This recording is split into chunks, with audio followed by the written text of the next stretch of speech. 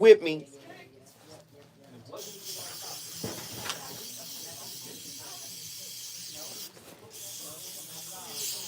Yeah. Spray it down.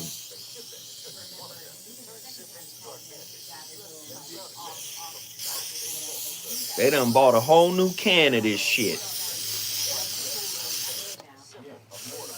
Everybody hit that like button. Hit the like button. Show your love and support. Hit that like button right now. Like it, share it, subscribe. Let's go. Like it, share it, subscribe. Y'all know what it is. Get at your brother Zoe. Get at me. Oh. Okay.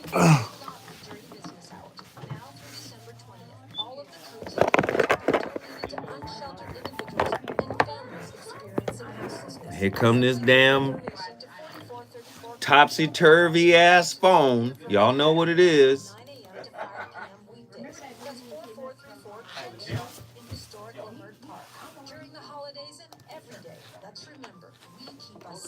We keep us warm. We are the safety net, and together we can cover the unsheltered. Get caught up in the spirit of the season, the spirit of love. Make a difference with your friends at KBLA Talk 1580. Hey, so I'm calling your show, 'cause I need to know. Show me which way to go before I throw my man out the door. Okay, hold on a second, Keisha. Just let me ask Ronald exactly All right. what's going on, because it takes two to tango, and I need to hit his side. Using your phone. I just sent you the list, like the website. I trust you. She keeps playing silly games, and I'm about to bring the pain. We seem to fuss and fight every day and every night. Please give some advice so we can see the light. See the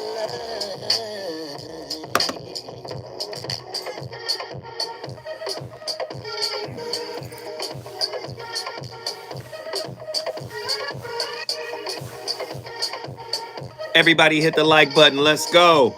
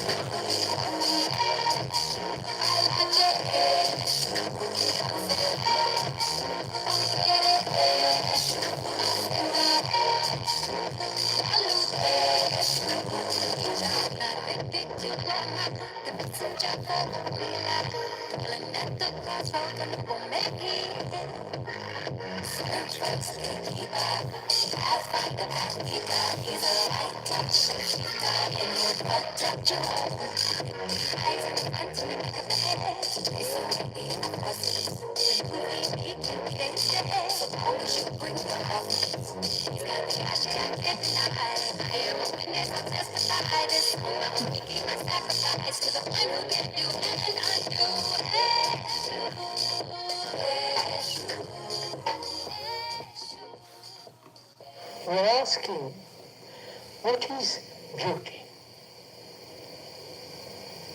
A beautiful poem, a beautiful picture, a beautiful tree in a solitary field, the beauty of a wave, the quiet beauty of a blue sea, and the beauty of great mountains, the immensity, their dignity, their immovability, and their lying against the blue sky, snow-capped.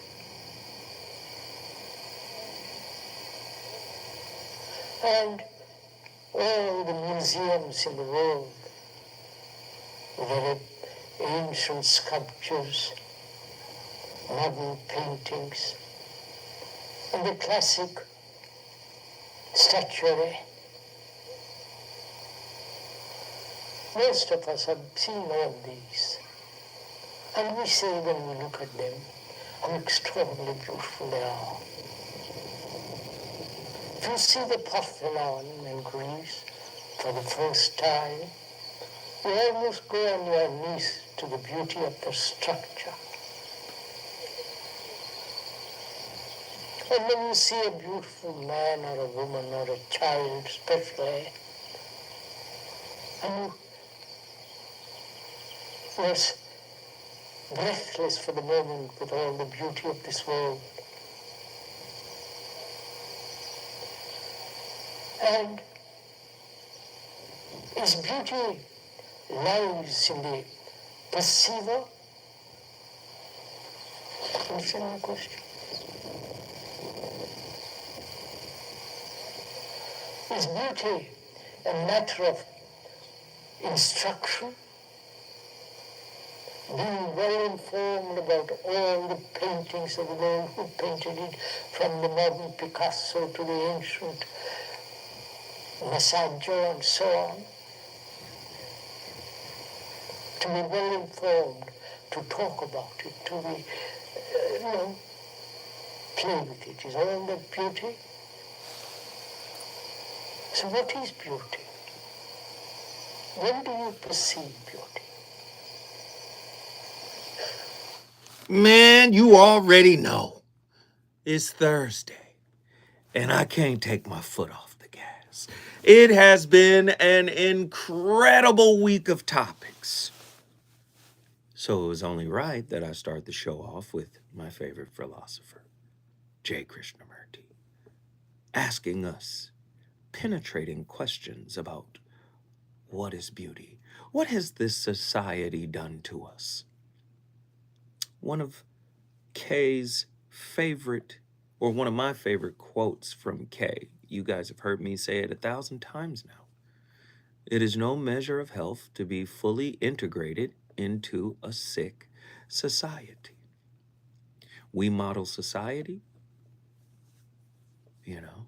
we build homes in a sick society, we build families in a sick society, we raise children in a sick society, and then we wonder why we can't appreciate that which is beautiful. See, when you're wounded, the only thing that is beautiful is supply. Oh, no. I know you guys don't want to hear me put it that way.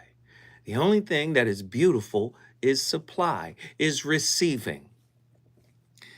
I've been reading a lot of books on this lately. Attached is one book.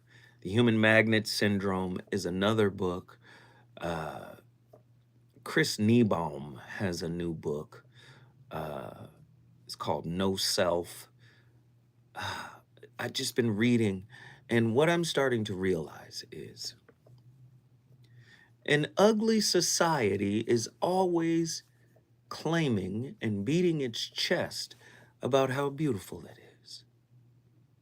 And it has trickled down into our intimate relationships. So, with talking to my daughter, she's 24, and all of these newfangled phrases, and, my child was like, she said her face card never fails, is never declined. I said, whoa. I said, well, wow, what does that mean even? She said, my face card never declines. I said, oh, okay. Does that mean you're attractive?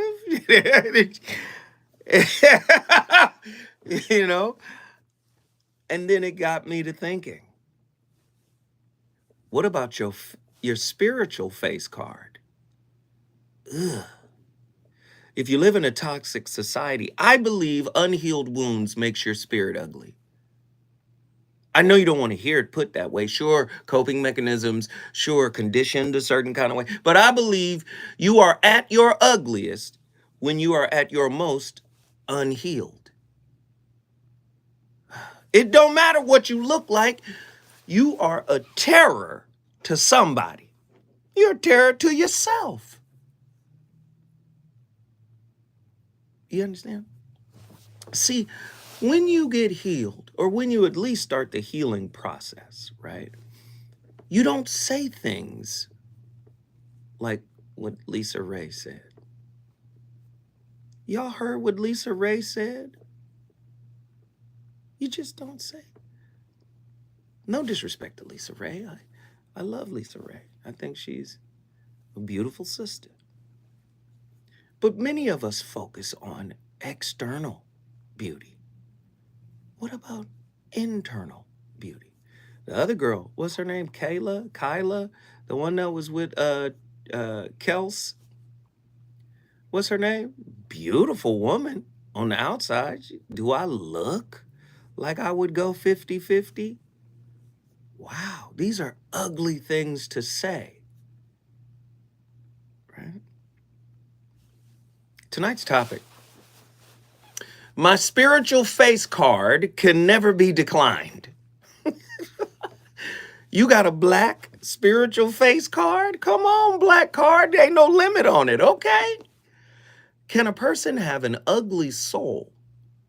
If so, how can one recognize and approve it and improve it within themselves and others? The illusion of beauty. Why attractive people might struggle with authentic connections. Unpacking the psychological barriers attractive individuals may face while dating. Is physical beauty a double-edged sword in relationships? Born or made? The controversial origins of an ugly soul. Genetic predisposition versus environmental influence. What shapes our inner selves? Can toxic relationships cultivate an intrinsically ugly soul? The beautiful facade, how attractive bodies hide ugly spirits. 1-800-920-1580. I know you've met somebody who was exceedingly beautiful, extraordinarily stunning, just amazing, right? But when they opened their mouths, what they had to say was vacuous. It might even have been condescending, disrespectful, glib, dismissive, right? Ugly souls. Ugliness, in my opinion, comes from a lack of self-worth, a lack of self-work, right? Freudian slip, I said self-worth first. Are we judging people by their covers? The cost of shallow assessments. What constitutes the most ugly personality? Identifying traits of inner ugliness, narcissism, entitlement, and manipulation. The societal impact of ugliness, how ugly souls shape community dynamics. The entitlement epidemic. Is it a reflection of a hideous soul? Goodness. These are heavy subtitles to tonight's topic. The terrifying truth, Carl Jung's perspective on beauty and disappointment. Examining Jung's quote, do beautiful people truly bring terror or disappointment? Listen, I know everybody started off a little rough. We picked up some things along the way from our parents that are unflattering, right? But it's not the rest of the world's job to heal that in you. If you carry it with you into your adult relationships, as is posited by John Bowlby, Mary Ainsworth, and many other attachment theory specialists, right? If you carry this wound into your adult relationship, it will diminish you to others. Why?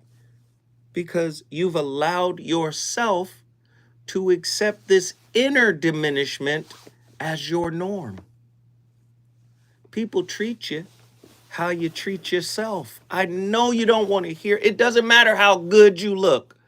Do you know how many frustrated, beautiful people are out there?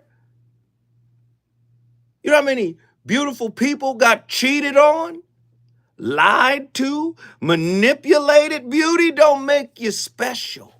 I'm talking about external beauty. It is your internal beauty. Have you ever met somebody that wasn't particularly gorgeous? They weren't ugly either now. Hold on, I didn't say they could rob a bank with their baby picture. I didn't say that. I said they weren't particularly gorgeous, right? But had a soul that shined like 10 billion suns. And the next thing you know, you started to see them in such a beautiful light that no one could compare to them. I'm very interested to know, have you met somebody like that? I've met people like that, where you go, well, damn, you finer than I thought you were. Once you got to know, you way finer than I thought you were. What makes them that? Huh? What makes them that? Because if we just looked from an aesthetic perspective, we probably would have been like, yeah, she cool. Or, yeah, ain't nothing to write home about, you know what I mean? But then when you get to know them in that warmth, right? Do attractive people struggle with dating? If so, why? Are some people born with an ugly soul, or do they learn how to cultivate one? Do you know folks with a beautiful body obfuscating an ugly spirit? What makes a person exceedingly attractive on the inside? What is the most ugly personality? Does perpetual entitlement emanate from a hideous soul? When I come forward, you already know what it is. We go into the phone lines. I got to talk to people. I know you guys have this experience, and I want to hear your story. The number to dial, 1-800-920-1580.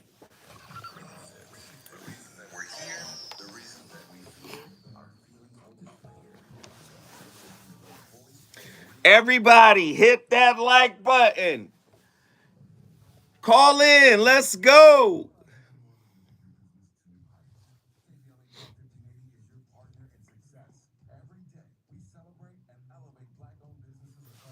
I want to hear y'all perspective. Let's talk tonight. Who's talking to me tonight?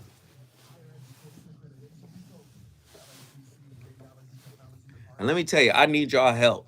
My crazy ass went to the Jamaican spot right across the street, and I ordered some shit that I ate. I ate half of it before the show. I never eat before the show. When I tell you I'm tired, I got the itis. God damn. Boy. And I ordered like I be eating. I don't be eating. I pick over shit. But I got in there, and you know that old saying, your eyes was bigger than your stomach? God damn. I got the curry goat. I got the oxtails. Oh. Fried plantain. The festival bread. Mixed vegetables. Rice and peas. Boy, I was in there. I sat on that damn couch, almost didn't get up. I said, you got a show in a minute. Damn. America's addiction to incarceration and discrimination. YJC works to dismantle policies leading to mass incarceration So y'all call me with your stories, please. Please call in and talk to your brother Zoe Williams tonight. I don't eat like that. I'm telling you, for me, I can go days without eating. Be like, whatever. Hustle, get in here. Call in. Atala, Nzinga, Nazarene X with the new name. Oh, I did get the pine ginger too. Ooh, yeah. Fresco, call in. It's the voice of reason with Zoe Williams on KBLA Talk 1580.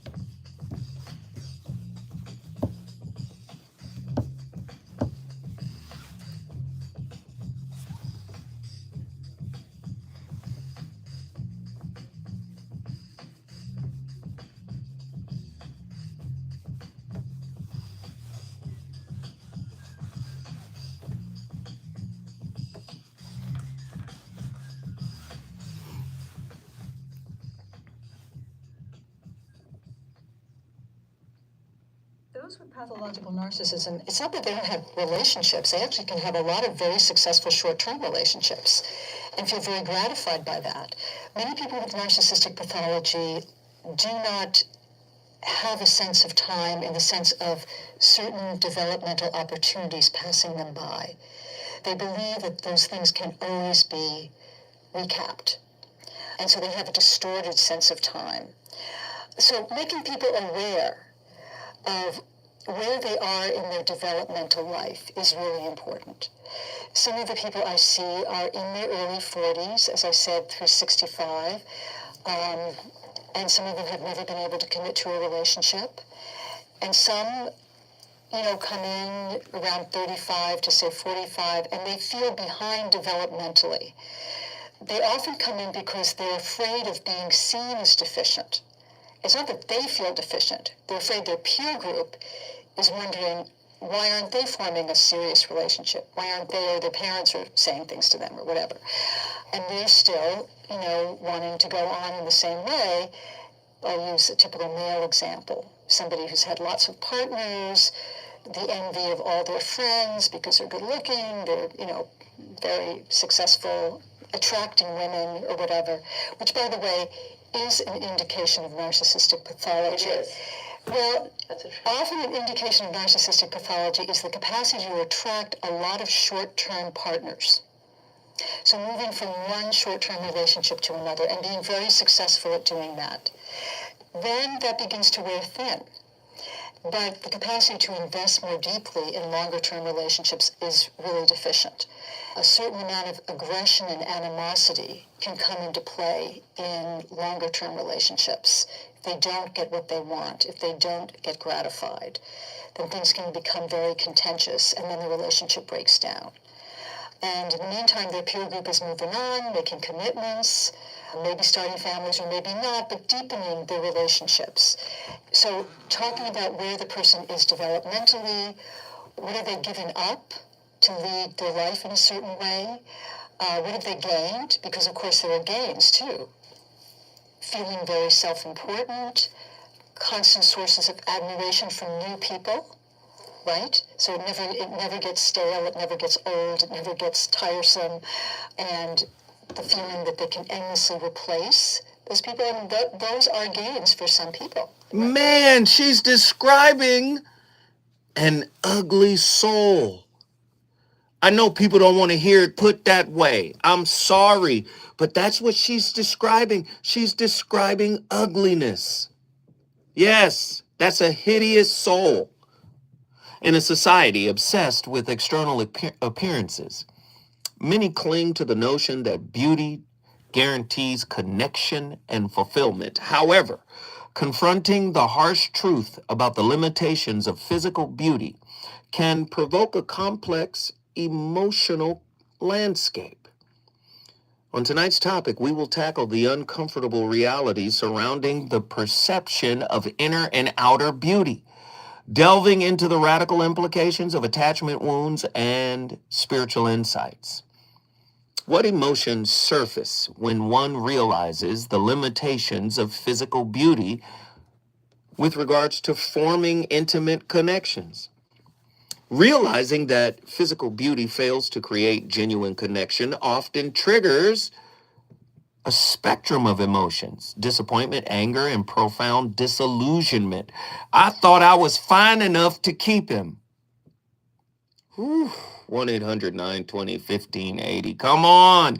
Come on. You already know you've dealt with somebody like that, or maybe it's you. Right? Individuals may grapple with feelings of inadequacy as they confront their own superficial judgments and the fragility of relationships built on appearances. The stark truth here is that beauty can only carry one so far, or beauty can only carry a relationship so far. And not just beauty, but materiality as well. There has to be some kind of substance. Eventually, the facade crumbles, leaving emotional voids and unfulfilled desires. How does the presence of kindness redefine projections of physical beauty? I want to know if you married a beautiful person, or you just married somebody. I'm talking about somebody that was beautiful on the inside, or you just married an attractive person. Are you attracted to just beautiful people on the outside, or are you more attracted to beautiful people on the inside? When we come forward, the ugly soul will be revealed.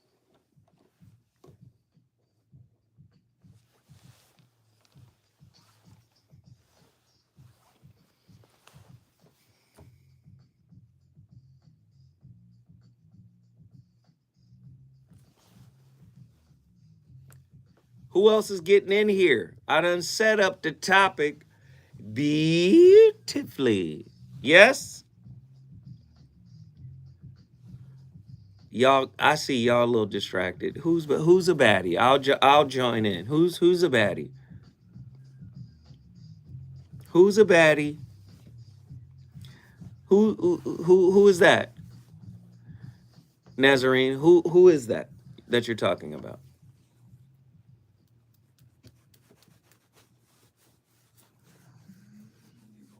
No, who is the person that you just mentioned? Oh, got it. I told you I only see clips of what y'all talking about.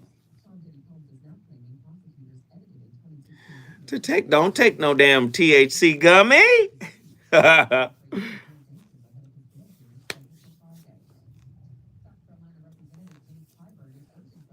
Everybody hit that like button, hit that like button, hit that like button.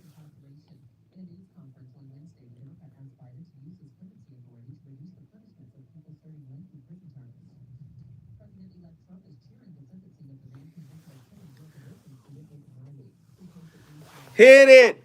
Hit it.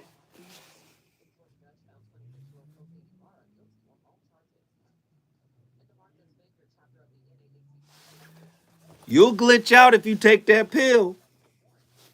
You know, listen here, nigga. I tell you something else, nigga. Ain't nothing like pine ginger with ice chips, nigga. Let me tell you something else, nigga. Let me tell you something else. Fried frog legs. Man, what had happened was I got a sidewalk Sunday and a pack of annihilators from the ice cream truck at 12:30 at night. You'd be like, what the fuck is she talking? What? Don't do that. Stay with us. No cursing.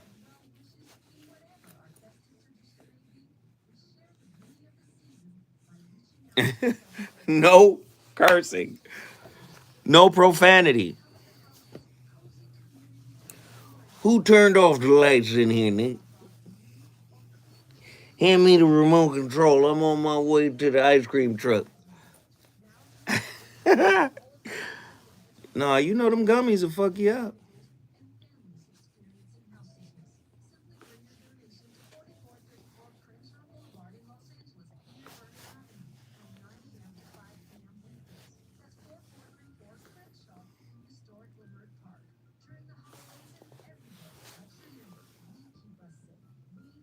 See, them gummies had me sleep for 10 hours. Woke up feeling good though. Yeah.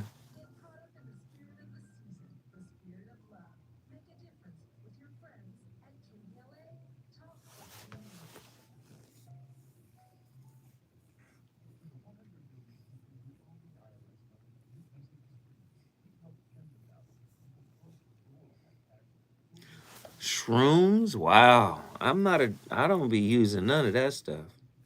See, look, somebody got sent to the ER. You thought you was tripping. They had to bring your ass down.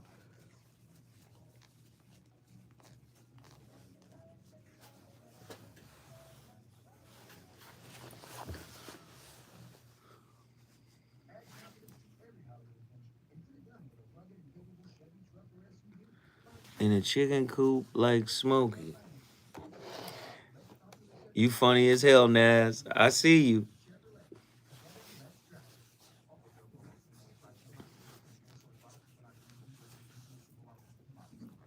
Last show of the week, guys. Calling for my mama. Yeah. Help me, Jesus. Help me, Lord. Please, Jesus, Lord, help me.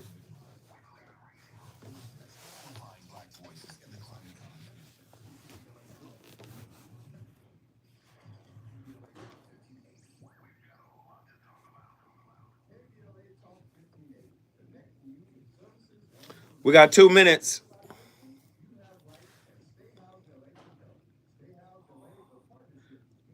Hey, what up? Idea. Hey.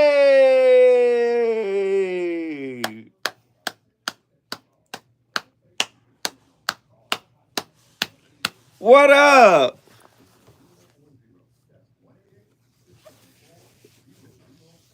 Hello.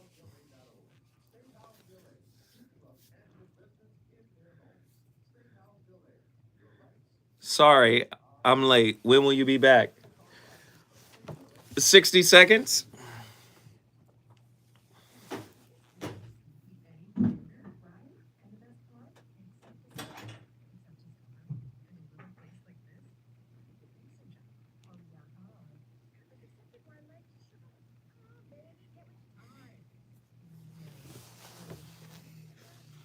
How are you doing this wonderful day? Just doing radio, that's all. Working. Fight it, Zoe.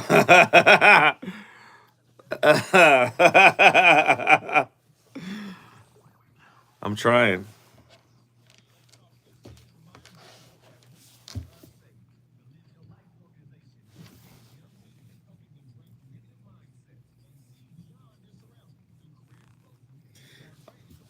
I'm about to get these calls cracking.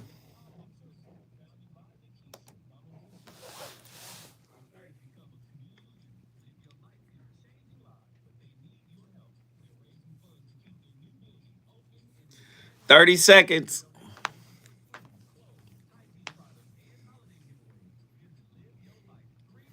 Thank you.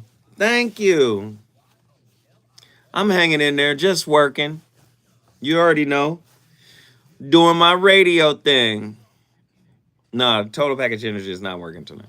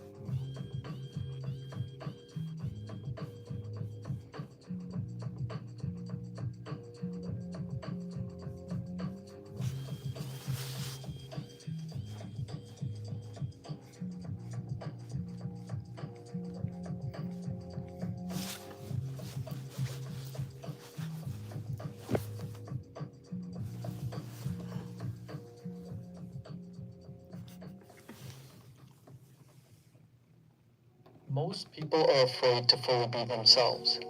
They're afraid to embrace the parts of themselves that might be regarded as unacceptable, because embracing these unacceptable parts makes them feel uncomfortable. So to escape this uncomfortableness, they divide themselves into two halves, conscious and unconscious.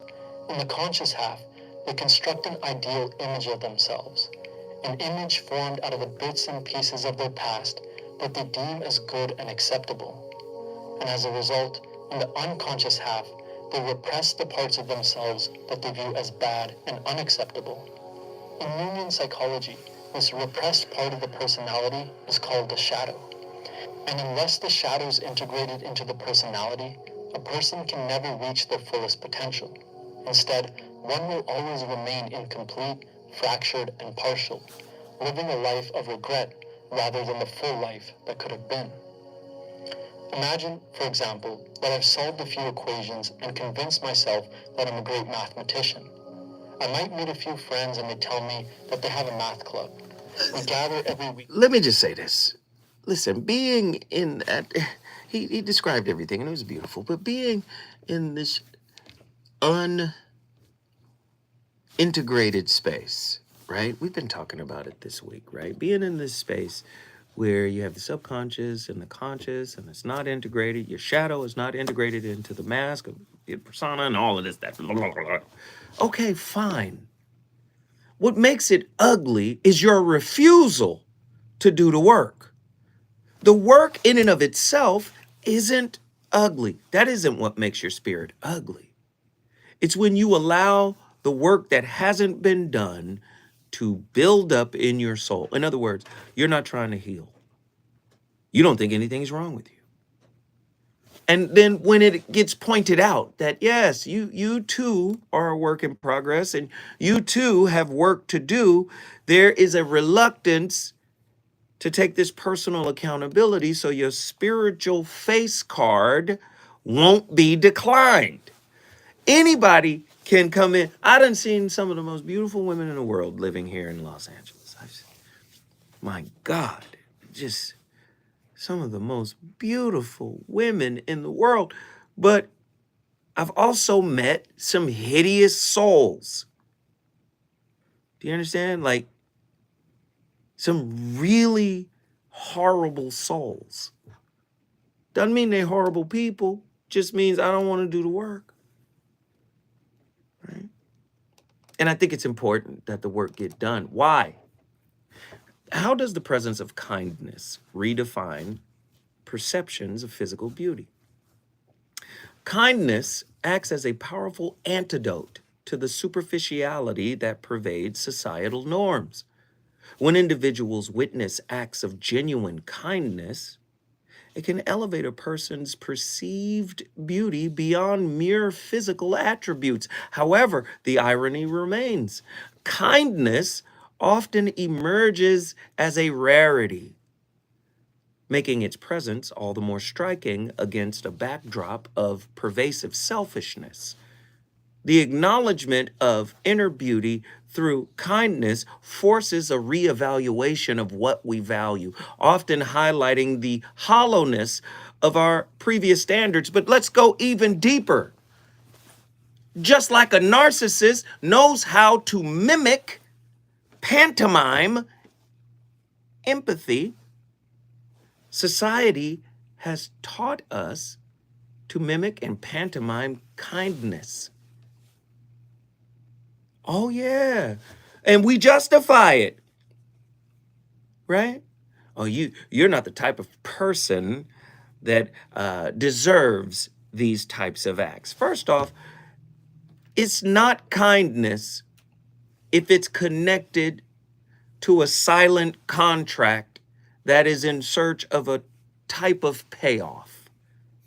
See, toxic relationships are based on a payoff.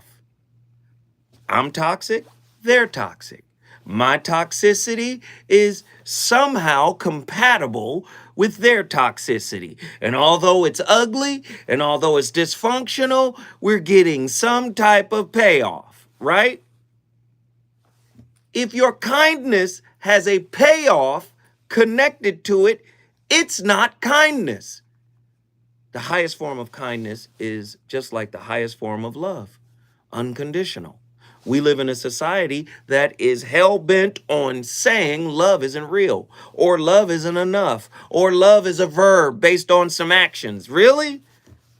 So love is a football play. Run a L out. I want you to run a deep route, but L out right here so we could pull the linebacker over and then cut back to the side. Knock it off. We're talking about frequencies and vibration and consciousness. What keeps you ugly is the consciousness that is associated with that which is unhealed. Go deeper. Dis-ease, disease.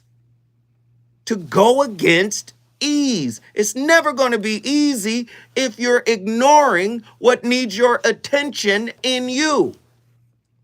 So guess what? I'm going to focus on the mask. And don't be born attractive. Beauty is a type of currency in America, ladies and gentlemen. Can we be honest? Look at me. Do I look like I go 50-50? That is the quote of the year. I'm sorry. Andy, can you find Lisa Ray's comments? Because they were cringy. They lack spiritual depth. And Lord knows in this time, in this day and time, we need that. We need spiritual depth in this day and time. I've got callers on the line. I want to get them in here. John, Mountain View, Hawaii. Get in here, brother. What are your thoughts on tonight's topic? Break up the phone call. Greetings and blessings, sir. Blessings and love to you, Zoe. Yes, sir. If I can help out in helping you wake up, yeah, food on your belly is yeah, I think it was said in the chat earlier, it's the prettiest people who do the ugliest thing. That is ubiquitous. Again, if you're talking about peeling back the layers of the game, it says those things possibly. And I think I even said it maybe a show ago earlier, you know, you do this without consciousness. You look at people, you're attracted to them. You do it without a thought. But then you actually, depending on how deep you go into the relationship, you discover who they are. Come on, John. I'm listening, man. I'm listening. I mean, the points are very simple. Yes. In life, if you're looking for the beauty of it, you're definitely expecting a payout. If you're not looking to pay out anything, that means you might be pure at this. I hear you, brother. That means you're going to give what you. That means you're going to give what you have, and that's all it's going to be. I love that. That's good stuff. And let me also add this one, because again, I don't like the fact that people will tell me my purest form of me is a curse. Wait, go deeper. Say more. Say more. Again, I give to this show because I love you, and I want to continue to see this work go on with you being at the helm, or if somebody else takes control of it, or it continues in some way, shape, or form. My money's on you. I'm betting on you. Come on. Come on. I want to see this thing win. Come on, back door, little Joe. Come on. But my generosity is tested by people such as these beautiful ones who will tell me that it's not pure, it's not true, it's not this, it's not that. I put my dollar on it. How true is it? Wow. If you bet on it. I hear you, brother. I hear you. Yeah. I put my dollar on it. I put my time on it. I come into this show and I contribute all the assets I got. It's true. You call in every day. Others do the same. I want to see this thing work. I need to see this thing work. I need the spiritual side of everything that everybody's been missing to be developed right here and now. Wow. That's heavy, bro. That's what I need. That's heavy. I don't know about the rest of y'all. That's what I need. John said, "This what I signed up for." Yes, I hear you. I don't consider that a payment. I consider that the fire that needs to burn so everybody finally sees it. A beacon. Yeah. I hear you, John. I hear you, brother. And I'm with you. Let's keep the fire lit, brother. Let me just say this. Guess what you just did? I brought Mountain View in the house, but again, Battle Buddy, I got you 6. I'm here for you. And to add to the beats, if you could go to Marcus Murray, lo-fi Tai Chi beats, number 31. Just play it. Okay, Andy heard it. We're going to see how it go down. Man, I appreciate the call. If you want to bring your city in the building, all you got to do is call me at 1-800-920-1580. When we come forward, we're going to Denver, Colorado. We're going to get soothing. Yes.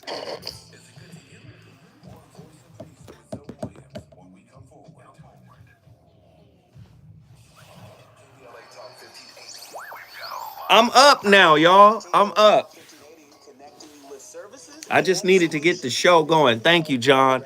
And thank you, Nzinga,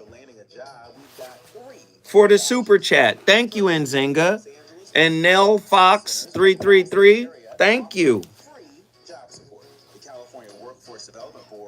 Thank you. From GED prep to vocational training at no cost to you. On the federal level, the Department of Labor's American Job Centers offer a full range of services for job seekers and businesses alike. Visit careeronestop.org or for more info, just call California. Now, what is that song? What is that song, John? 1440 for the city of Los Angeles. I'm going to see because I don't know if Andy was able to get it down. LAcity.gov or call 213-744-7300. All these services are free to help you get your next job. This is a community call to action. And this first hour, god dang. Lo-fi, number 31. But what is the album?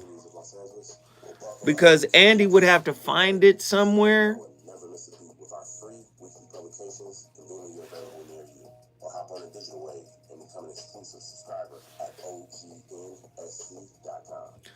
Lo-fi Tai Chi, number 31.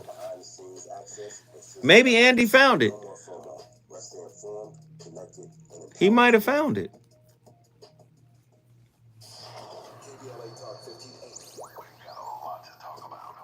Imagine a Los Angeles where everyone can thrive. That sounds like an order for some filet. That's the vision of Detours Mentoring Group Inc. What up, y'all? What y'all got planned for this weekend? What's going on for Thanksgiving, guys? By 2050, they want LA to be the best place to connect, create, learn, live, and play. They're working toward an education system that's well-resourced and culturally responsive, becoming a hub for artists and innovators, and making sure Clearly food. Healthy food, quality healthcare, and safe housing. It's about building a future where we all have the chance to succeed. We invite you to Cooking for my granny.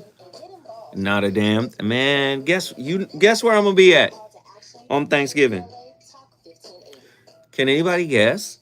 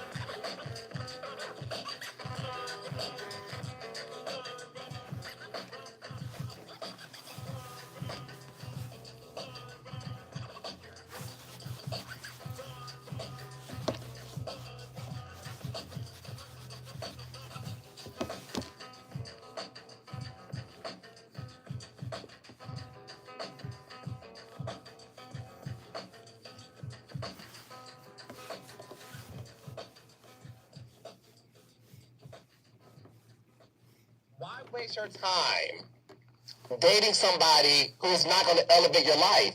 And not even just that. But here's the thing. I don't want to stress you out by trying to keep up with my lifestyle that I already have and am accustomed to. Why? Because if I'm going to these restaurants just for lunch meetings and it takes you your whole check to take me there, I don't want to stress you out. You cannot hang with me. You are still wanting a vacation for the weekend. I'm vacationing on holiday for the month. We are not going to be able to make this work. That's simple to me. I'm not trying to be with anyone. No. Is it me or does that sound ugly? Listen, I'm not trying to judge the sister. She's earned her lifestyle. She has worked her tail off to get to where she is in life, and she deserves everything she can afford. But what did that sound like to your spirit? Can we just, right? Before I came forward, I was talking about how people have mastered the art of cognitive kindness, pseudo pantomime kindness. You live in a toxic society. Let's not act like society's toxicity isn't pervasive. It is. It makes us greedy. It makes us self-centered. It makes us selfish. It makes us all of the horrible things you can only imagine. And then it serves as the greatest, grandest distraction from looking inward to heal that kind of stuff. So it's no wonder relationships are struggling. Relationships are a spiritual school, man, where you got to show up to class. How do you show up to class? By being present in the relationship? What do you mean present? Yeah, you got to keep one eye on your partner and one eye on yourself, right? Attentive. Krishnamurti said it in a totally different way. He said, unconditional love is complete attention. Attentiveness. Not something that is forced, but you are attentive. You're locked in. Most people don't know how to be present with themselves, and they don't know how to be present in a relationship, but they know how to be present when they're getting a present.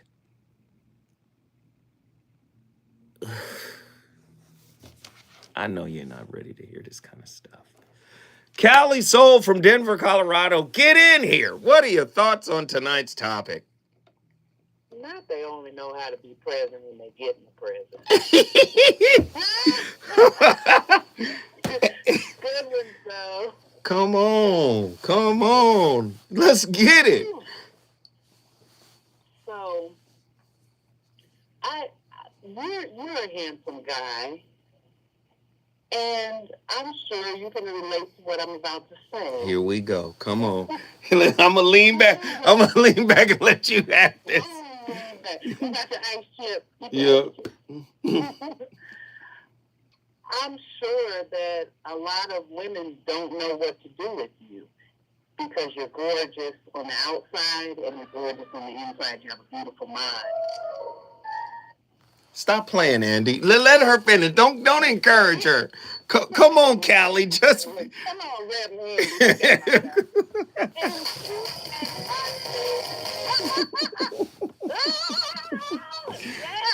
Oh, Lord. Here we go. And I say amen to all that Brother John Gilbert said, because what you do is community work. You doing big things for us.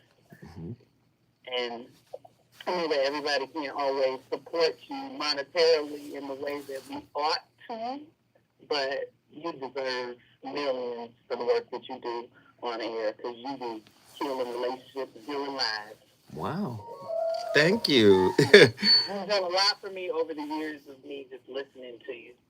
But again, and I've met you in person. I remember the first time I seen you, I was taken aback. I was like, whoa, I get it. I get why women will be like, whoa, Lord, yeah, you got a beautiful mind. I want to get to know you. You know, but then once you pop the top on them and start peeling back those layers to that onion, they don't know what to do because people expect beautiful people to not have any substance to their soul. On average, in this society, you know, people are beautiful on the inside and they don't have no substance on the inside. Right. On the outside, I'm sorry, they can be beautiful on the outside and not have substance on the inside. And I experienced that. I'm not, you know, big-headed. I have earned my exterior beauty because I did my soul work. I do my soul work consistently. But oftentimes, once I start peeling back the layers to my onion and revealing myself and being an open book to folks, they don't know what to do with that. Mm-hmm. They're like, what are you talking about? You know? Right. Like, we have a deep conversation. You know, for me, I'm simple. I'm like, let's go walk through the park and have a talk. I don't need you to take me out on a date. Let me see who you are. I remember meeting a fellow one time, and I was so enamored by him. And he was a gorgeous man on the outside, but I was so attracted to him for who he was as an individual. And it really resonated with me when you said people can be like a great person, but have a terrible spirit. Wait, don't go anywhere. Stay right there. Oh, Cali Soul is in here cooking with that rarefied grease. Listen, if you want to bring your city in the building, all you got to do is call me at 1-800-920-1580. When we come forward, we are going back to Denver, Colorado to get the rest of Sister Cali's testimony.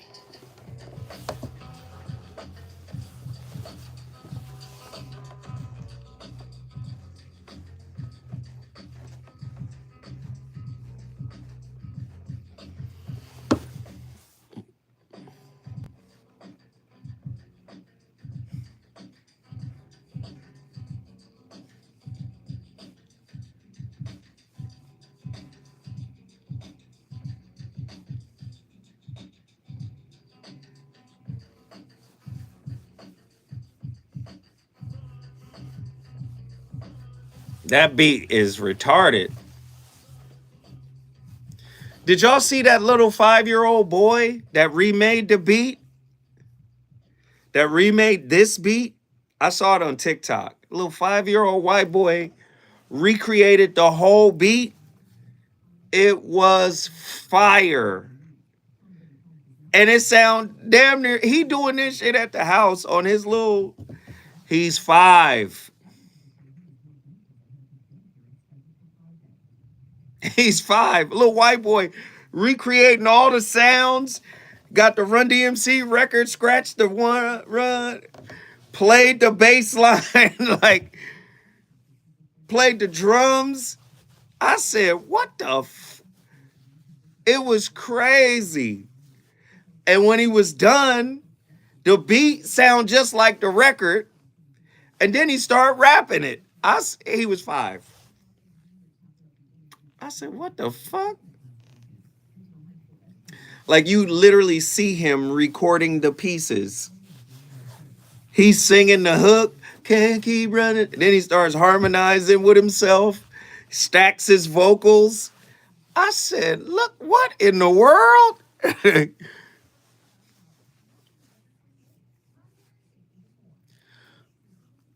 It's Chai Tea Vibes, Lo-Fi, Volume 4. Hold on.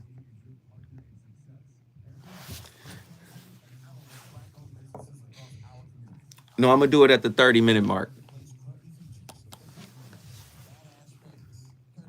I think I sent it to you, Attila, on one of those places.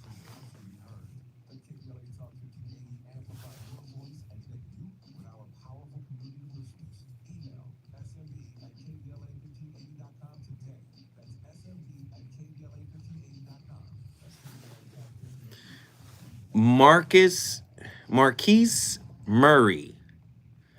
This sound like some fly shit. Has your soul mate become your soulmate? Does black love still exist? What are your bedroom turnoffs? Fantasies and fetishes. Financial infidelity. I'm dating a fat person. Are they worth the wait? Trust me, this gonna be crazy. How about the heavy snack? The child wasn't here, and you still had to pay child support. It's a very heated topic. How is that right? Mama's baby, daddy's maybe. I just have so many questions I want to ask you. I don't like the kids. Is there something wrong with that? He told me he had a vasectomy. I'm pregnant. Betrayal has been committed. I hit you with a bad touch routine. How does he maintain his humposity? He likes it when it pinches my lips. Why can't you open up, brother? I'm a karate man. Karate man on the inside. They don't show their weaknesses. Yeah. How do you write women so well? So William, Reason and accountability. the voice of reason. Everybody gets the idea that if you're a nice person, you have inner beauty.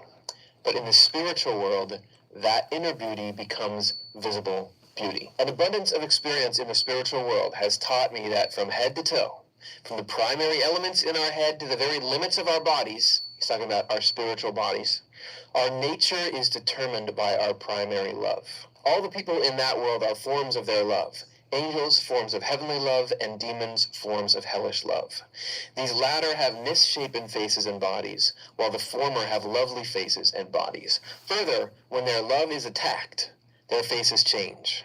And if it is attacked severely, they disappear completely. This is a distinctive feature of the spiritual world. It happens because their bodies are completely at one with their minds. So there, what you see is what you get. Wow, that was deep. I'm trying to paint a picture for us tonight. The level of ugliness that I believe permeates the world, it comes from self-neglect. If you're reading the work of Ross Rosenberg, and Ross Rosenberg talks in his book, The Human Magnet Syndrome, Why Hurt People Hurt Us. And then if you go to, Dr. Alan Berger's work, the 12 steps to emotional sobriety, he says we're all victims of victims. I'm saying this ugliness is coming from early childhood modeling and then the perpetuation of that in our adult relationships. This is where the ugliness is coming from. And it doesn't matter how beautiful you are aesthetically, right? If your spirit lacks humility because you don't know what it feels like to conquer an internal wound. See, it should bring great humility to you when you conquer an aspect of yourself or an inner demon, right?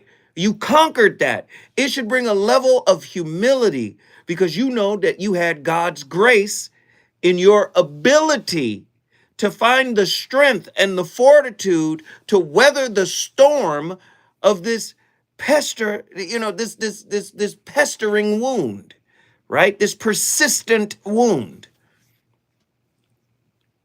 Have you ever talked to somebody who was carrying something in their spirit and you knew might have been related to a fractured relationship with a loved one, a sister, a cousin, a parent, and it really changed them, right? You can see it physically, right? It is dark circles, a negative disposition, right? Negative body language, right? Defeated body language. Listen, what role does humility play in creating inner beauty? Humility serves as the cornerstone of true inner beauty. In a world saturated with ego and self-promotion, humility cuts through the noise, revealing authenticity. The uncomfortable reality, however, is that many individuals struggle to embrace humility, mistaking it for weakness. If you mistake humility for weakness, how can you be kind to anyone else or yourself? This misconception leads to a cycle of superficiality, where confidence masquerades as beauty. But true beauty lies in the quiet strength of humanity. Do you understand? The quiet strength. Again, attachment wounds play a heavy role. Before I get into that, I want to get back to my caller because she was on complete fire. We're talking about real beauty, or we're talking about beauty versus essence. There's an aesthetic beauty, but then there's an essential quality in people. And I think we're losing the ability to develop it because we don't focus on it. Cali Soul, Denver, Colorado, get in here. Teach us a little bit more. Yeah, I think inner beauty is something that we should all aspire to cultivate, our young people especially. Mm-hmm. As I was saying, with this particular person that I was dealing with, they were a psychologist. So I was like excited about that. So I'm like, oh, this is someone that I can probably have some really great conversations with. They were a community advocate. He had played in the NBA and then came back from the NBA, got a psychology degree, and Nice. started all of youth camps in the hood that were free. You know, he got some of his boys together and got them to fund it. And I was just so amazed by that, and I praised him and thanked him for his work in that. And he couldn't even accept the thanks and the praise and the adoration. So he was like, nah, that ain't what you about. You about all these looks and these cars. You're supposed to take the carrot dangles that I put in front of you. He couldn't accept love. That is a reflection of his wound. He couldn't accept acknowledgement and approval and appreciation. That's a reflection of something that is unhealed, which causes him to react in an ugly way. Mm-hmm. Wow, that's heavy. So that was amazing. And then the more I got to know this person and find out a little bit of their history, they had a mother that was on drugs, and then the grandmother raised him. And I was wondering why he would act out in ways that seemed like he hates women. But once I got to know him, I said, oh, that's a mother wound. So you're not going to be able to treat women, with respect. Mm-hmm. And to hear, if God puts somebody in your life that is going to praise you and build you up and be there for you in a spiritual way, you're not going to be able to accept that or appreciate it because you haven't healed your mother wound, the first person that was supposed to nurture you. Mm-hmm. You have a wound in that place, you know. So I thought that was really interesting. And I tried to cook for a while and continue to be a light, but that was not accepted. He was very oppositional to it. He would talk about his cars. Oh, I went and bought myself a Maserati. I got myself a Tesla. I bought my mom a crib. And it was like, I could see where he was, taking care of his mother today, but still hadn't done the spiritual work for them to have true healing. Right. He was still moving with the superficiality. The emotionless provider. I'm going to give you the house. I'm going to give you everything. But when it's time for me to open up and share my core wounds or my core truths or whatever has been burdening my soul, I can't give you that. Yeah. Like I've been there. I've been there. Was like, you're supposed to be stupid. Like, you're pretty. You are not supposed to be diving deep. I need you to stay on the surface. Ooh. That's where pretty people belong, is on the surface. Girl, you know I love these calls. Cali Soul, guess what you just did? All right, Denver's in the house, y'all. Hey, Denver, Colorado is in the house. We all over the country. Do you want to bring your city in the building? It's really easy to do. All you got to do is call me 1-800-920-1580. Bring your ugliness into the voice of reason so it can join with my ugliness. People think just because I be on this dang on show that I ain't got no ugliness or I ain't got no flaws. Listen, I said I ain't got no. Yes, that is ugly English. If there's ugly English, it's got to be an ugly spirit somewhere. No, I'm just playing. Seriously, honestly, I'm as broken as the next man. Only difference is I've been working over the past 20 some odd, maybe 30 years trying to chip away piece by piece. But like I said before, once you start the healing process, it's a never-ending journey. Self-knowledge, the acquisition of self-knowledge is a never-ending journey. Listen, come share your ugliness with mine. I got some ugliness. Hustle from Miami, Florida. What are your thoughts on tonight's topic? Hey, what's up, brother? How you doing? I'm good, brother. How are you? Pretty well, man. I got some testimony and a question. All right, go ahead. So, I thought I kind of found a cheat code for women. Ain't no cheat code, man. What in the world? So the cheat code would be based around this topic. If you find somebody who was formerly, let's say, overweight, so they develop the personality, and then you get them when they are, get into a more physically fit state, you get best of both worlds, right? Okay. But what I found is I see where you're going already, though. You going into performative. I already see where you going. I just found you get the insecurities of the former with the attention of the latter. Right. So you don't really get the best of both worlds. So it's like, I done got cute now. Now I could be a jerk. Before I wasn't cute, I had to overcompensate in the kindness sweet department. Yeah, that's performative. I just said that, man, a little bit earlier. So that's an interesting way to look at it. And I think I've met someone who did that before. Before they weren't considered the belle of the ball, and then all of a sudden they had this major transformation, and then the truth of who they were came out. But here's the thing. If you get somebody that's overcompensating, that's an unhealed wound. And where there's an unhealed wound, there is shadow, there is darkness, there is ugliness. And when they get cute again externally, that shadow didn't do no workout. Only the physical got worked out. I hear where you're going. Hustle, continue. Right. And on the inverted side of it, something I've run into, one of my biggest issues I've found is that, because you know how I think, I have a substantive mind, and women see me, and I'm not a bad looking guy, so they want that handsome experience. They want that love them and leave them. You understand? So when they find out that I have a different layer to me, they're like, oh, that's not what I signed up for. You see? And it's like, I never thought about it for a while until I started to realize, like, what was really going on there. Because if you treat them a certain way, they have a certain expectation, they're not disappointed.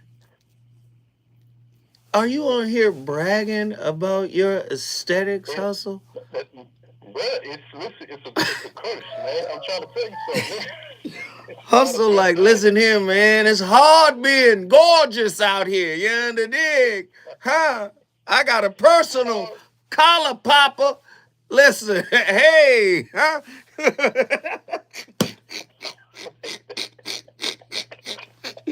Don't do that, Hustle. Listen, man, I gotta beat him off with a badminton racket. But let me ask you this question, because I want to know if I should feel bad about this. I met a woman, I aligned with her, everything was beautiful. She had that secure attachment, and I was like, man, that's the thing I was talking about, reflecting back and seeing the work that I put in. But when I actually met up with her, she was about 30 pounds different than what she had presented. So am I wrong for walking away from the deception, brother? Wait, listen, listen, man, don't come in here with that manipulation, because I ain't with it. You manipulate. No, it's not. Listen, did you walk away from the deception or the disappointment in the fact that she was 30 pounds heavy? You not finna come in here and play, brother. Come on. I had to walk away from the deception. If she would have came in looking like she said she looked, you would have took that deception and put it in your wallet. You'd have been like, okay, that's the tip. Come on. There wouldn't have been no deception at that point, though. She would have showed up as what she presented. Oh, that's fair. Let me ask you, though. Just be honest with me. Was it the deception Or was it the 30 pounds? Just be honest. But the 30 pounds was a deception, so yes, it went in the same. No, it's not. Because guess what? Were you disappointed? Well, I'm in an open space now, so I've kind of learned to not set too many expectations. Stop. Okay, if you didn't set no. Cool. Was she? Let me ask you a question. Was she pretty?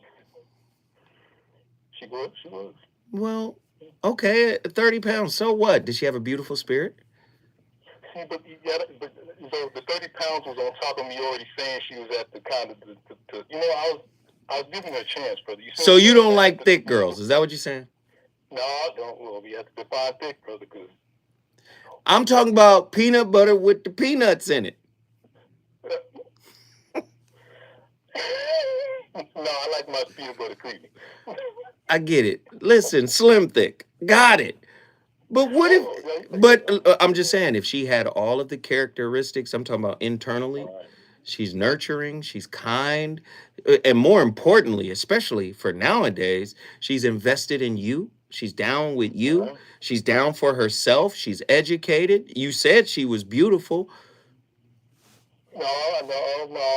Well, I meant her face, meaning like she had a cuteness to her. But isn't that deception though? If you present one way, knowing that you don't look like that woman. What if she was insecure about her build? So what? Was she horrible? Because I know you done did worse. No. Now that we finna put you out there since you put it on the scale. I'm a man of principle. I stand on mine. I know. I'm one of those people. I do walk away. It's one of those things. Man, I know how black men are. If that woman was extraordinarily, exquisitely gorgeous, 30 pounds or not, you would have been like, yes, sir. Yes, ma'am. Yes, ma'am. No, man. My boys make fun of me because they know my standards are good. Man, hold tight. Hold tight. Don't go nowhere. When we come forward, we're going to get to the bottom of this. Hustle is superficial. That's what we're finding out right now.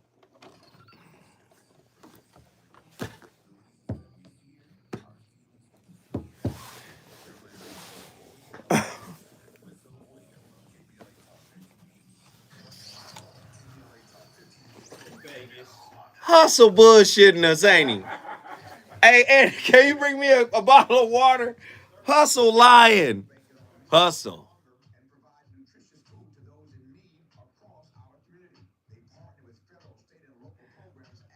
Just tell the truth, Hustle. You not on the air, okay? You not on the air. All right, you not on the air right now. Just tell the truth. She was ugly, wasn't she?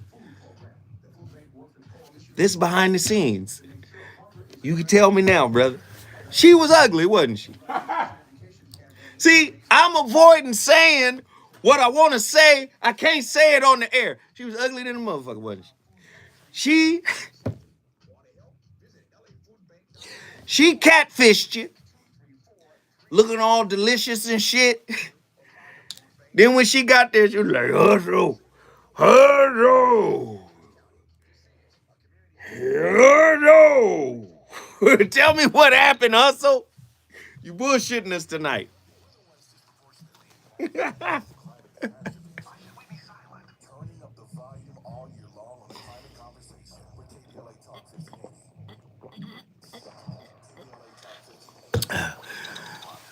Tell the truth, Hustle. Don't lie to me, Hustle. She was like, Hustle. Don't make me angry, Hustle. You wouldn't like me when I'm angry. Hustle said,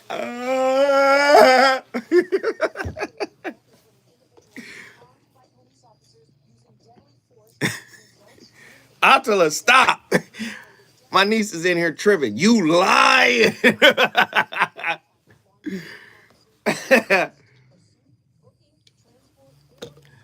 I know you would have, to be honest, I know you would have took her down. Maybe.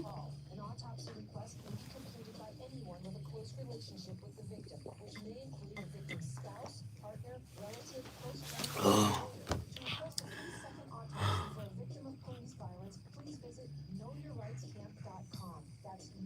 You know?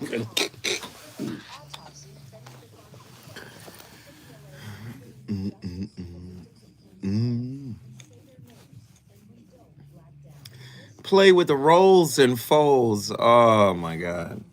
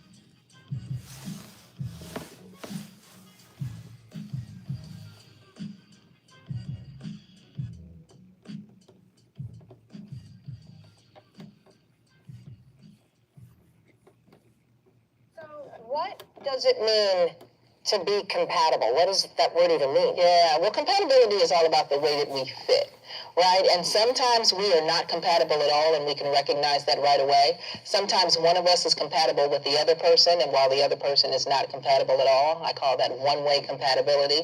Oh, yeah. Wait, hold on a second. One-way compatibility. Yeah. So one-way compatibility, what I show my clients to illustrate this really easily, and I brought a graphic for you to see this today. It's kind of like the circle and the square. Right? Okay. Imagine that you're the square and I'm the circle. Okay. I fit into you. And so you're able to touch all of my points. You complete me. It feels good. You are able to do all that I need to fulfill me. Because the circle fits inside the square. Right. But the square has edges that are never touched. And so they have unmet needs. And so they sit in a relationship and they go, you know what? For some reason, this just doesn't feel fully satisfying to me. While the other person is going, what is wrong?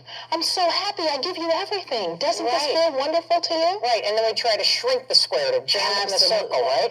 Absolutely. That's where we get in trouble. How do you know if you are truly compatible with your partner? Well, you know, it is really about how well we fit. And that doesn't mean that we are the same, but it means that our rhythm flows in a way that fulfills my needs and your needs are being fulfilled as well. It's a very reciprocal thing. And some couples have to work very hard at being compatible and finding that fit.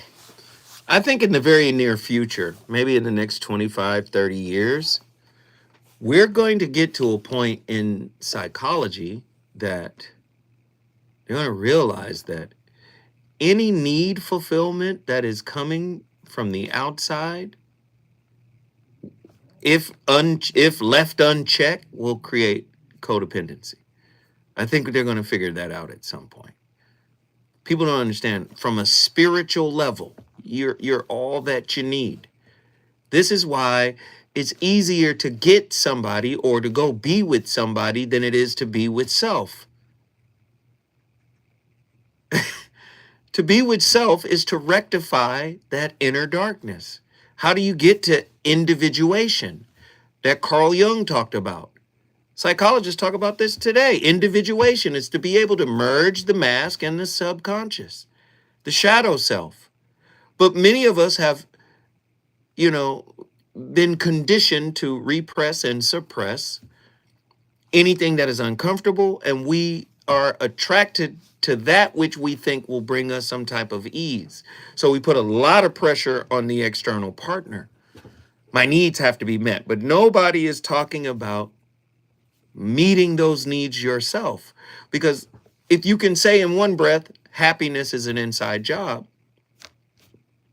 so is self-esteem, so is self-worth, so is the acknowledgement you're seeking from your partner that you didn't get from your parent. So the parent gets transposed or projected onto the partner. You got to do what they didn't do, which is something that you can do for yourself. You just haven't been taught to A, look at it from that perspective, and B, actually cultivate the tools necessary to build self-esteem, self-worth. and self-approval and self-acknowledgement and self-esteem. It's all an inside job. And the more you ignore it, the uglier the soul gets because the shadow is in control. You guys understand where I'm going with this? Good. Hustle. Wrap it up for me. What's up, bro? Hustle. Hustle, man. Just say you weren't as attracted to her and it was a superficial thing. It's okay. Well, okay, but before we put me in that bag, it not have been, I have a health standard. Yes, yes. And I will say this, even the point you made before we came forward, right? About it's the principle. You didn't tell the truth, and that could be your principle. But you the homie, and I know what's up.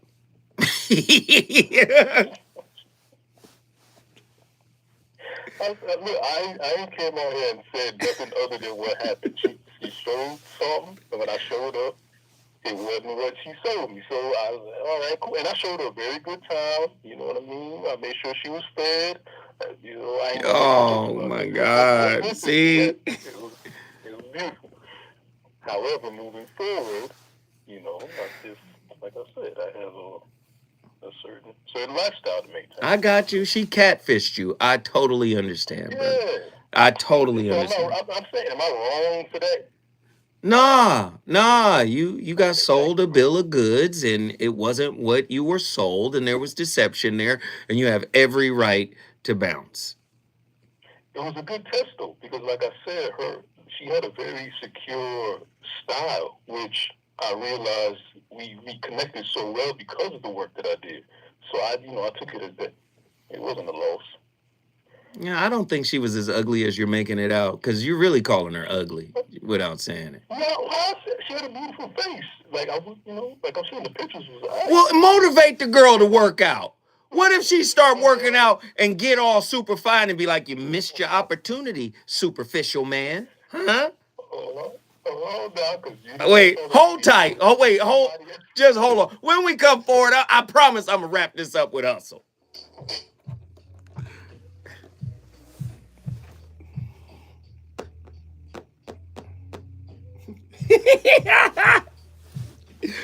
Hustle. I can feel the bullshit, dog. She had a real pretty face. Nah, I'm going to be honest. I'm going to be hella honest. I had a situation like that before around 2005. Probably one of the most beautiful women I've ever seen in my life. When I tell you she was gorgeous, but the girl I was with at the time, she was stunning. Ball player, 5'10", 5'11", hooper. Gorgeous. God damn.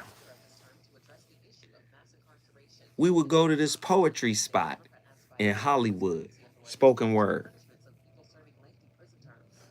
Man, I saw this other girl. I'm with my girl at the time. I saw this other girl, man. I'm trying not to be insensitive. But her face, it was angelic. It was like an angel, a cherubim. Like, just I wish I could show you a picture of her. She was fine than a motherfucker. But when I tell you she was about the size of this desk,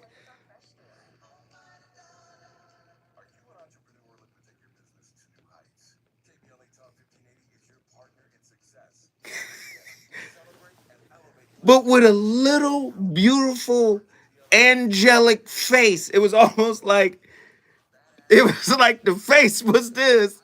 And then I'm not oh listen, man. And she was Scorpio and sultry and aggressive about it. She was like, what's happening? I was like, yo, my girl is right here. What are we doing? I can't do nothing. And I wouldn't do nothing. Like, and when I tell you, my girl at the time was, she was stunning. So it's not like I was in a conundrum, but I couldn't believe, that little bitty face. That face was like, "Ding." I was like, God damn. But the rest was a dinner table.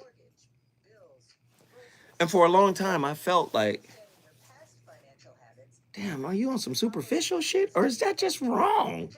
First off, you got a woman, you good.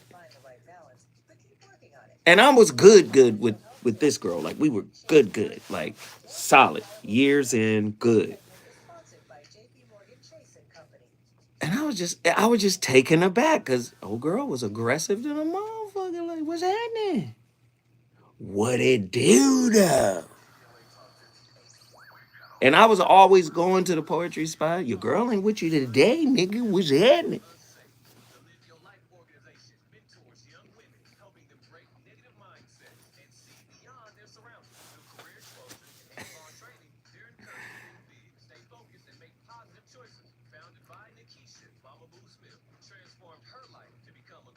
It was wild.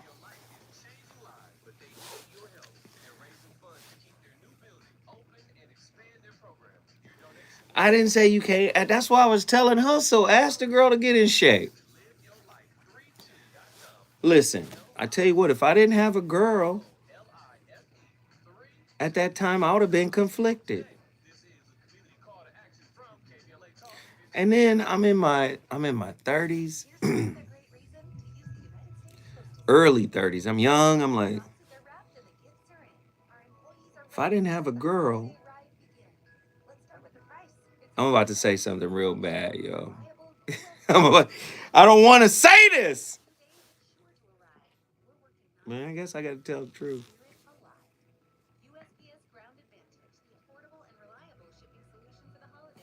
Because Hustle ain't giving me this. Hustle not giving me this, so I guess I got to give it. If I didn't have a girl back then, I would have snuck around with her. I couldn't come out with her. It couldn't be uh, it couldn't be out in the open.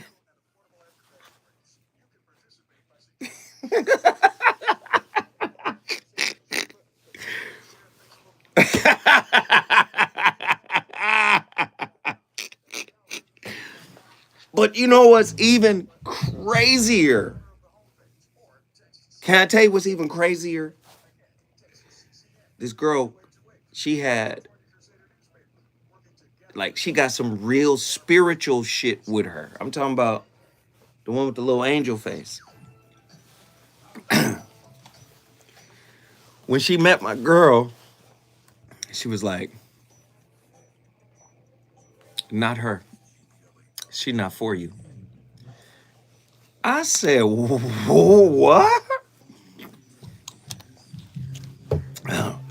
It's a deep story.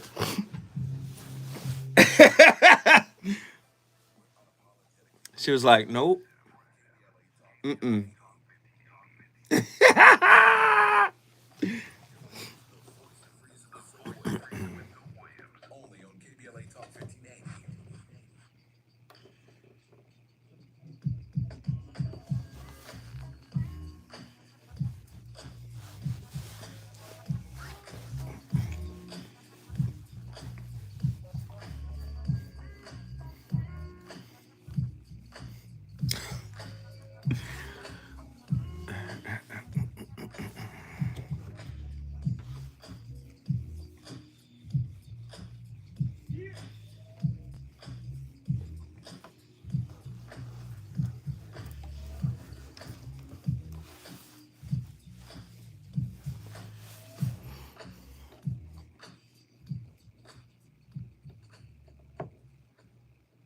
I'm not falling for the okie doke. Y'all are too. Okay. I don't understand the women of today. Y'all are too nice. I mean, if you don't look like Quasimodo, if you like the ugliest thing walking, you don't have to be nice as a woman. Okay?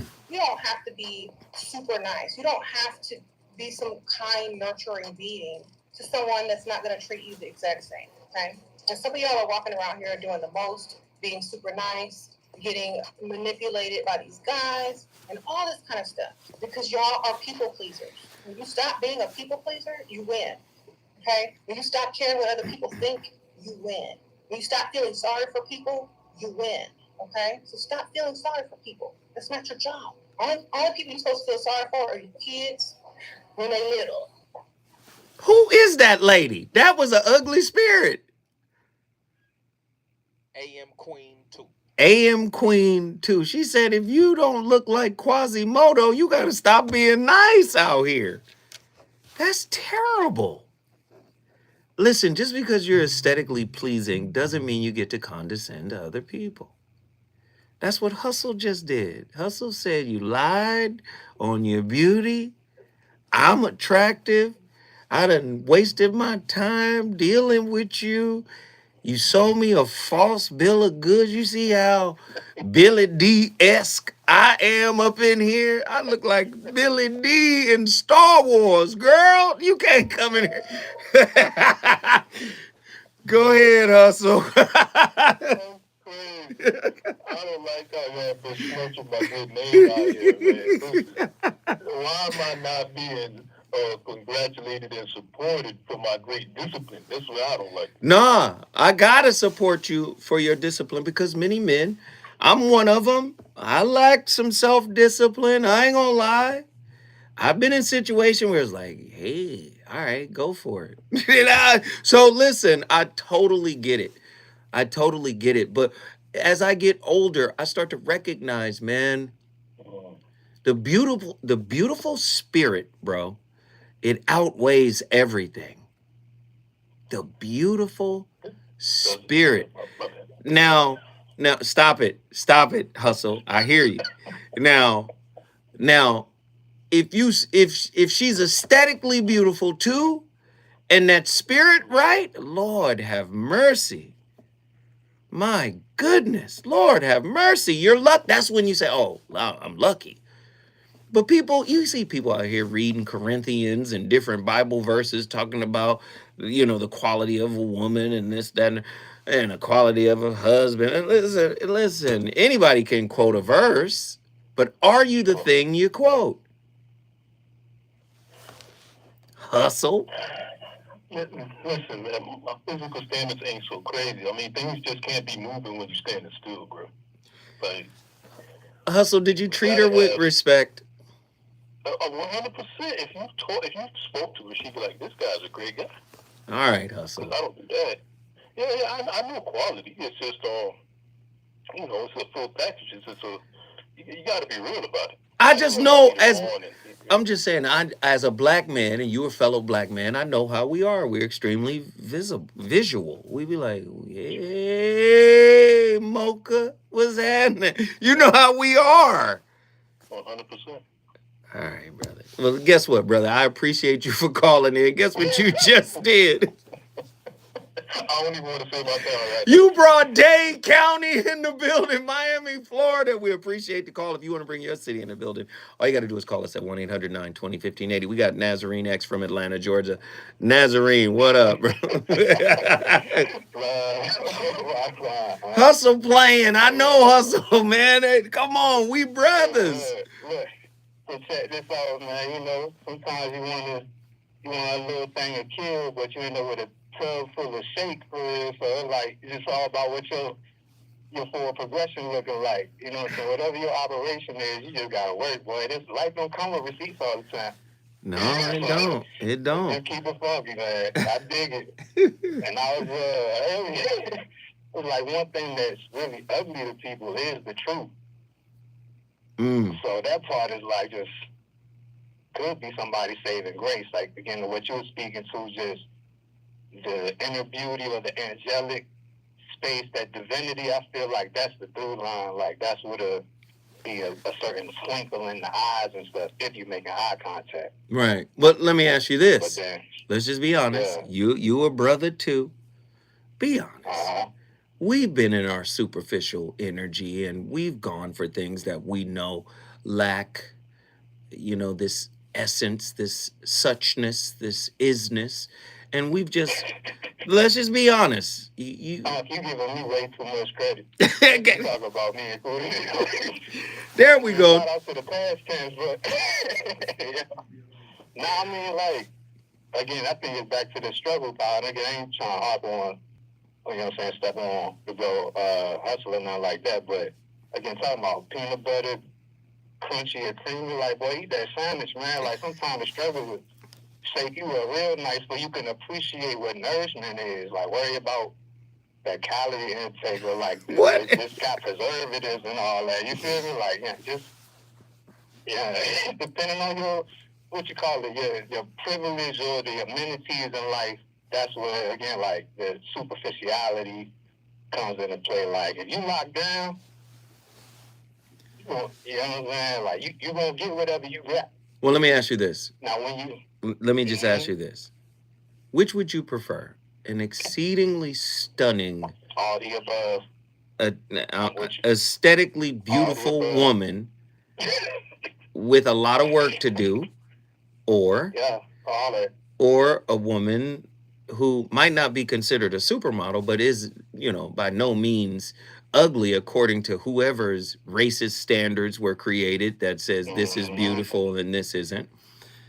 But someone who, isn't necessarily, classified as gorgeous, but has a gorgeous spirit. Would you opt, and I'm saying at your current stage of development, would you opt for the beautiful sister that has this beautiful soul, or would you opt for the beautiful sister that has like this ugly mess on the inside? Is this an entirely either or? Yeah. If you I'm going where God at. You going where God at. I like that. Straight to it. And that's your way of not answering. That's your way of actually saying both. Because you didn't. I heard God in all the wonders. Oh, so our sisters are. Listen, hey Naz, this is not the polygamy show. I'm asking you. Like I'm asking you, like, would you go for what's good for your soul, brother, over what's good for your eyes? That's what I'm saying. No question. You know how it is. He said no question to all of it. He's like, I take all. Nazarene, guess what you just did, bro? Atlanta is in the building. If you want to bring your city in the building, all you got to do is call me at 1-800-920-1580. When we come forward, we're going to Charleston, South Carolina. Let's get it. What in the world?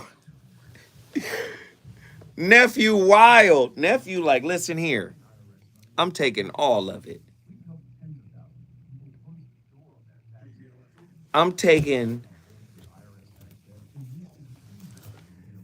Nell Carter from Give Me a Break. I'm taking her. And I'm taking Felicia Rashad from the Cosby Show. Whoever show up first, I'm taking it. That's Nazarene. Holding down a fart is more. Wow. Attila, you got to come in here.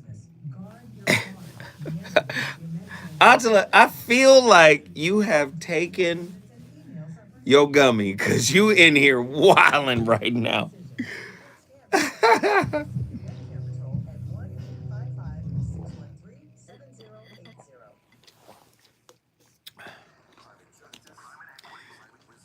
Yeah.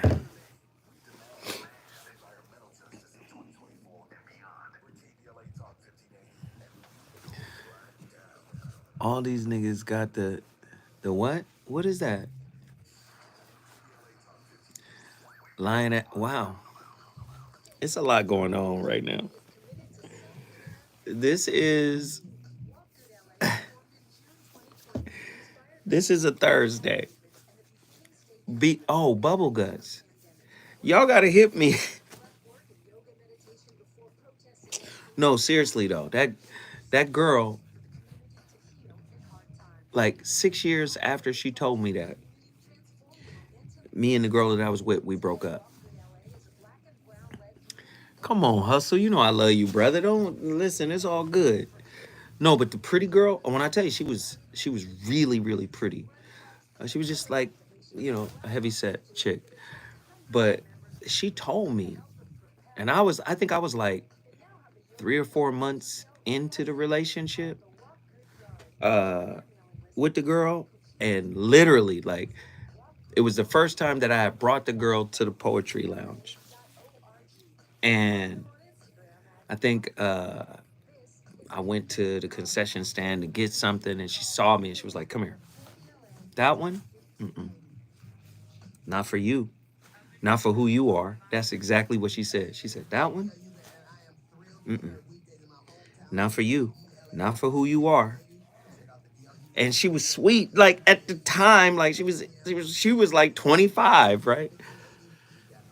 And then years later, she was like, "Brother," she said, "I so respect you because you never took advantage of me." She was like, "I was with the shits."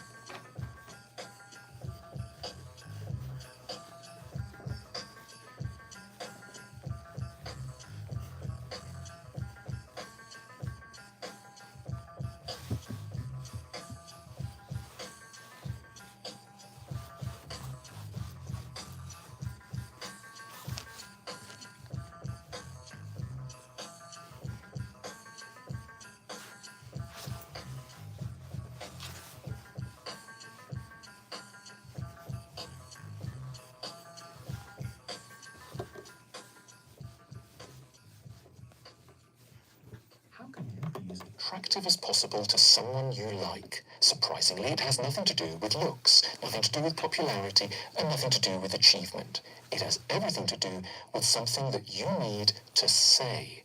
"I'm sorry I'm so crazy." That could sound a bit odd and dangerous. Are you meant to hide your crazy bits from anyone you remotely like? Well, the truth is that you can try to hide them as much as you want, but you won't manage. So, given that you're crazy, and we know that for a simple reason, because we all are, the very best thing to do around someone you like is to show them that you are at least something that not very many people manage to be, and that is incredibly attractive whenever it does pop up. And that is self-aware. We don't need people to be perfect. We need people to know how and where they are imperfect, and then to let us know about it in good time, before they cause us too much damage, calmly and ideally with a smile. Wow. Heavy stuff. Self-awareness is important. We got one more caller. I want to get him in here. Theo from Charleston, South Carolina. Y'all wildin' tonight, bro. Y'all is wildin' tonight, bro. No. Nazarene, Hartford. Y'all can't be doing the little Debbie cakes like that, man. Don't do them like that, man. The Debbie cakes? Don't listen. No. Listen. She got good heart. She got good spirit. And I guarantee you, if you like give her a chance and work her like you had just said on live, you'd have been happy for the rest of your days. No, I've dated every. Listen, one thing about me, I love sisters. Light-skinned sisters, dark-skinned sisters. Tall hoopers, short, round, curvy lovers. I love them all, man. And listen, I love the chocolate cupcakes. I love all of them, man. Is you crazy? So psychologically, what is the trouble that we're having to get past? There's something. I think there's a blocker somewhere. But let me just, if you really want to get deep about it, the trouble ain't the person. The person is just a mirror of your trouble. They just reflect your trouble back to you. You understand what I'm saying? Like we've been taught to blame instead of claiming what is ours. Like how do you, like at this point, it's 2025 basically, right? How do you go into a relationship without knowing your attachment style and what that attachment style is attracted to? See, Hustle said something a little earlier today, and it wasn't false, but it wasn't totally true. You have to understand, yes, we're attracted to the physical aesthetic of a woman. Sure, absolutely. But we think just because we focus on the physical aspect that the spiritual and the subconscious aspect isn't acting at the same time.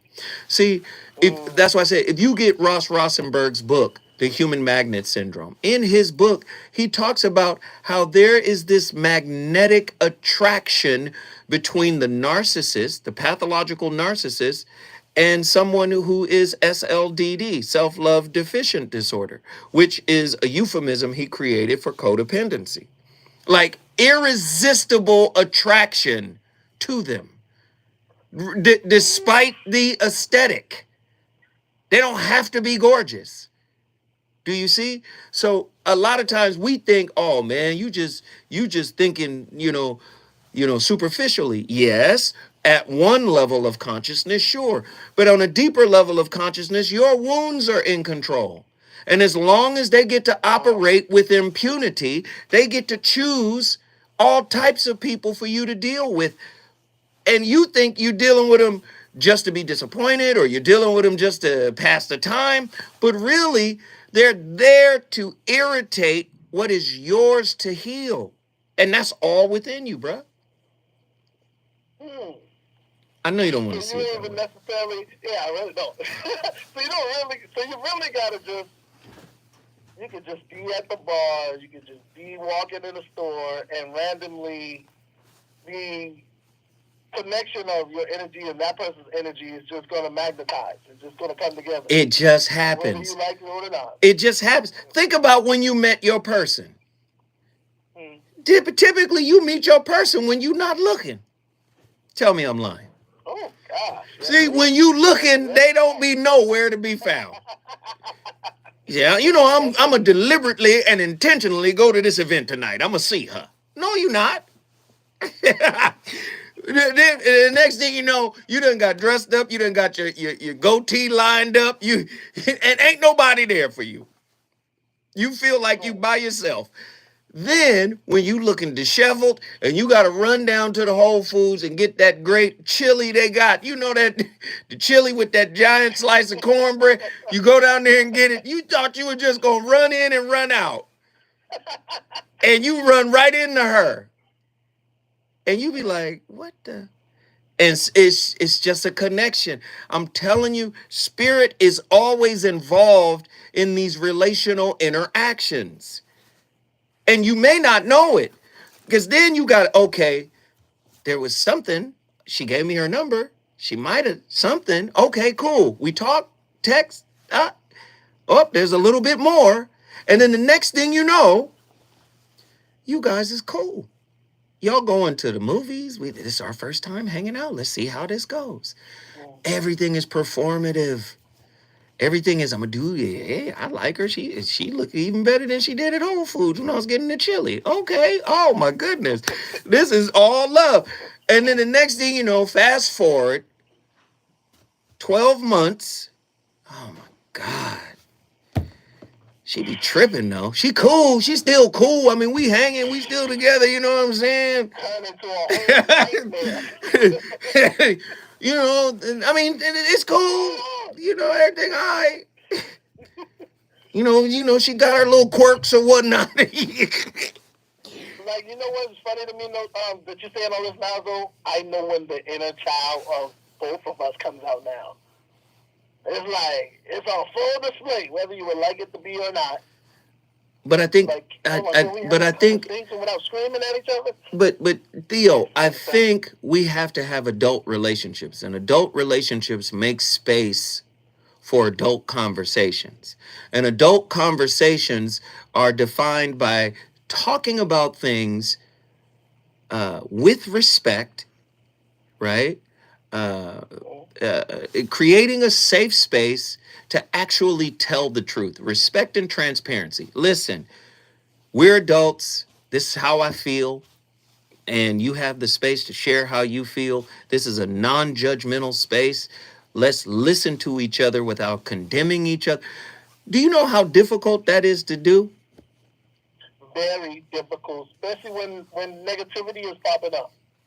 Like you've been with your partner for so long, and you feel like you already know what they're gonna say. So you throw something in there that's like, well, I knew he was gonna do this, or I knew he was gonna say that. No. Like, nah, don't do that to me. Theo, I don't know what I was gonna think or what I was gonna say. Theo, you have never been with your partner. Just because y'all together don't mean y'all have been together. To be together, listen, let me explain. Being together is like communion. To commune, to be one with each other. That's a difficult and a very high level of consciousness to achieve, to commune with one another. If there's no safe space, y'all not together. Y'all could be in the same house. Y'all can even share bills, but y'all have never been together if you can't commune with one another. And where there is communion, there's safety. Like, I'm me, the real me. You can commune with that. You're you, the real you, and I commune. But it's hard to be in that space if you haven't accepted yourself. If you haven't accepted yourself, you're going to condemn your partner in some way, shape, or form. Right? Because you're gonna feel unsafe, bro. And the moment you feel unsafe, your fists are ball up and you're in attack mode. Tell me I'm lying. Yeah, especially if something is said that's like over the top. I guess. Exactly. Listen, man, call in Monday so I can finish your set. Listen, I start the conversation. It's up to you to finish it. We had a great time tonight. The VOR is always on fire. I'll see you guys Monday with a whole new week of slappers. Let's go.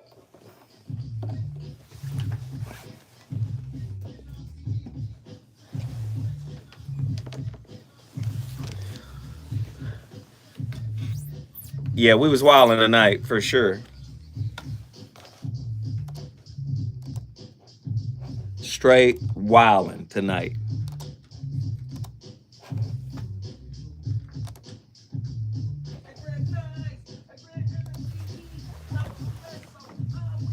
Hey, one of my favorites. That beat.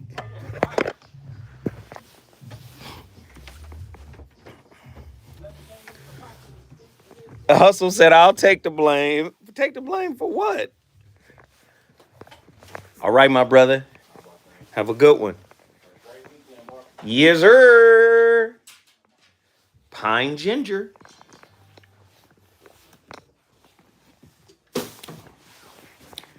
Hustle is comedy. I appreciate y'all. I hope y'all enjoyed tonight's topic. I know I did. Don't be ugly. What in the world is going on? Us ugly ducklings gotta stick together. Don't do that. Whew. I ain't gonna lie. Let me say it again. That girl at the poetry lounge, she had some spiritual juju though. Might not have been my aesthetic, but when I tell you, she was my aesthetic. I was like, do you know how she was so beautiful? She was just a big girl. But when she was, whoa. I was like, God damn. The fuck? She said, not for you. Not for who you are, for you. I said, what? Literally, after me and the other girl broke up, I waited about a year or so, went back to the poetry lounge. She was there. What did you mean? What did you see? She was like, no, I just saw what it was. I said, what the fuck? And that's when she was like, but you were a gentleman? You ignored my little young hot ass. I was on one. You ignored all of the push-ups and all that, and she was like, I appreciate you for that, because any other nigga would have taken it back. Like, I wish I could show you a picture of her. She was bad. A bad, I don't want to say. All right, all right. Hey, let me get in my damn car and drive the fuck on out of here. I tried. This was a great show tonight, y'all. Appreciate y'all. Deuces.